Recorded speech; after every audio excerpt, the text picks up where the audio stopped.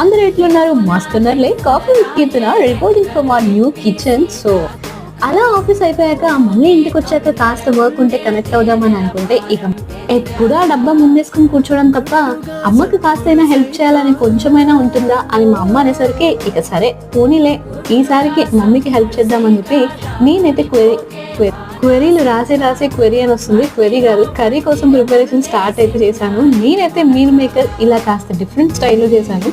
Ingredients అన్ని మీకు ఎలాగో అర్థమైపోయి ఉంటుంది. ఆ ఒక్క పేస్ట్ ఏంటంటే కొబ్బరిను ఇంకా ఉల్లిపాయలను బాగా వేయించి దాన్ని పేస్ట్ చేసి దాంట్లో పోయడం అనమాట. ఎప్పుడు ఒకేలాగా నార్మల్ ఫ్రై కాకుండా ఇది కాస్త బాగుంటుంది గ్రేవీ టైప్ లో. సో నాకైతే బాగా నచ్చుతుంది కూడా. మొత్తానికి డిన్నర్ ప్రిపరేషన్ అయితే అయిపోయింది. ఇక డిన్నర్ ఎలాగో చేసామో ఇక వర్క్ కూడా ఫినిష్ చేద్దామని అలా లాగిన్ అయ్యా. సో అది గైస్ ఇవాళ ముచ్చట్లు. సరే మరైతే వెళ్ళొస్తా. నెక్స్ట్ వ్లాగ్ తో మళ్ళీ కలుసుకుందాం. అప్పటి వరకు don't forget to subscribe to my channel.